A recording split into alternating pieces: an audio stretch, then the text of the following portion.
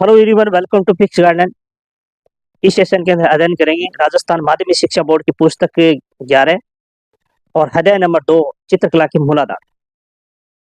और चित्रकला के मूलाधार में सबसे पहले जो अपन ए पार्ट में बांटते हुए यानी चित्रकला के तत्व पढ़ेंगे। और चित्रकला जो तत्व होते हैं वो 6 होते हैं। वन बाय वन अपन देखते हैं और 6 कौन कौन से तत्व होते हैं। यानी चित्रकला के तत्व अगर बात करें सीक्वेंस में, यानी पहला आएगा रेखा। और रेखा क्या होता है? रेखा रेखा यानी दो सीमाओं या बिंदुओं के बीच का विस्तार करना रेखा कहलाता है। और रेखा यानी अलग अलग इसके जो क्लासिफिकेशन होते हैं वो भी आगे अपन पढ़ेंगे।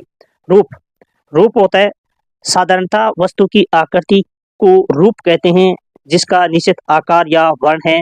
तो इस प्रकार यानी अपन रूप यानी आकृति का दो प्रकार से बांटेंगे आगे, नियमित और अनियमित। रंग तीसरा जो होता है रंग।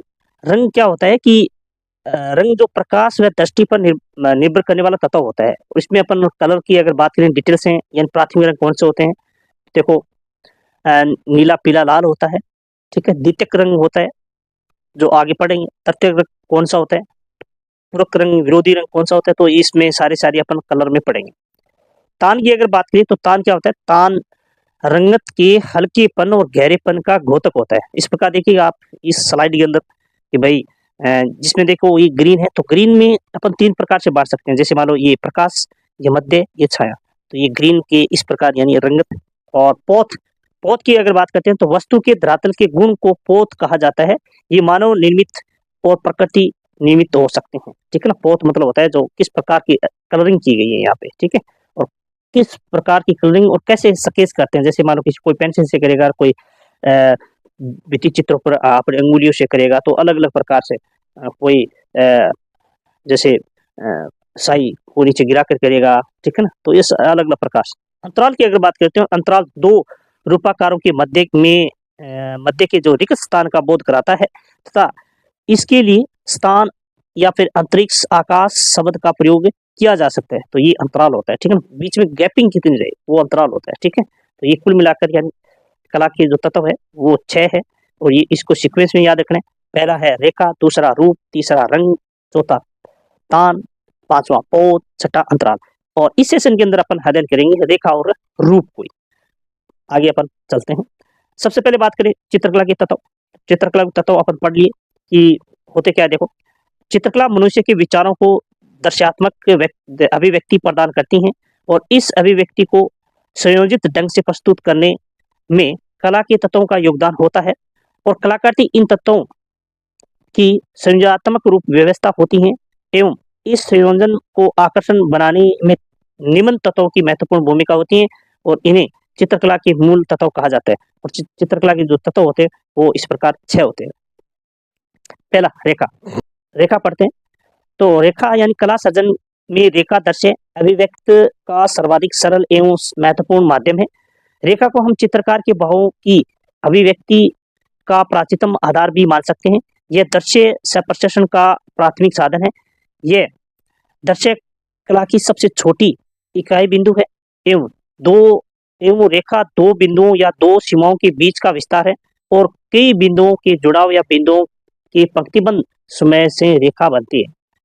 तो ये रेखा अपन ऑलरेडी पहले पढ़ चुके हैं। तो रेखा दो बिंदुओं या फिर दो सीमाओं के बीच का जो विस्तार होता है उसे अपन रेखा कहते हैं। चित्र में रेखा का प्रतीकात्मक महत्व होता है और वह रूप भी अभिव्यक्त व प्रवाह को भी अंकित करती है। रेखाओं का वर्गीकरण। रेखाओं का मुख्य उद्देश्य होता है रूप का सृजन एवं भावों की अभिव्यक्ति।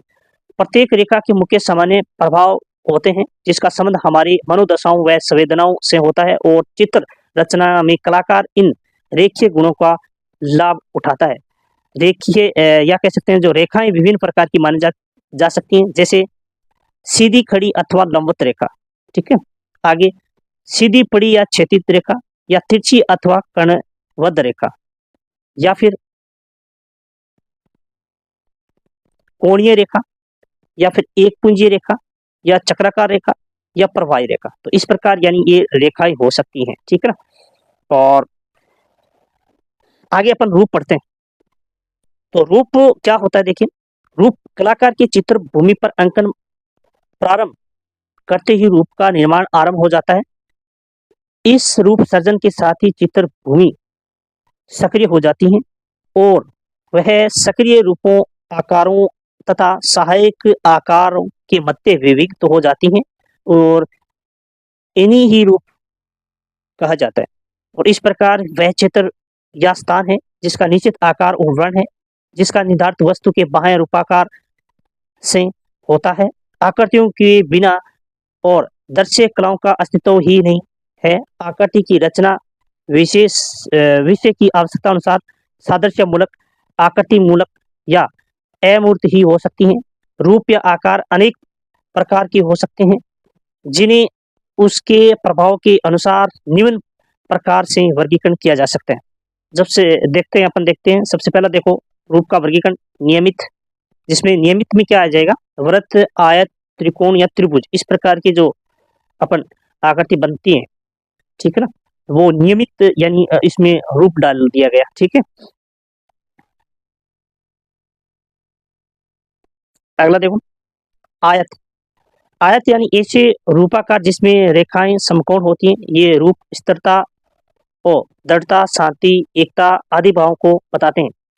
त्रिभुजाकार, त्रिभुजाकार ये वे आकार जिसका आधार शीघ्र ही उपेक्षा चौड़ा होता है, जैसे पिरामिड का आकार। ये आकार स्थिरता, सुरक्षा व शाश्वतता व विकास का भाव प्रकट करते हैं।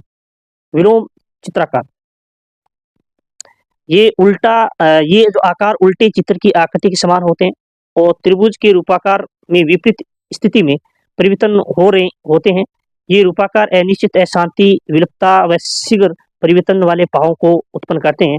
इसके अतिरिक्त रूप को यथार्थवादी और अलंकारिक, सरल, काल्पनिक व प्रतीकात्मक भेदों के आधार भी समझा जा सकता है। प्रत्येक कलाकार अपनी भावनाओं एवं संवेदनाओं के आधार पर बाह्य स्वरूपों से प्रेरणा ग्रहण कर और अपने चित्र में मौलिक रूपों का सृजन कर सकता है। अनियमित, जिसका एक भाग दूसरे भाग के समान न हो, संक यानी पत्ती, तो ये कह सकते हैं, इस प्रकार अनियमित आकार की रचना हो सकती है।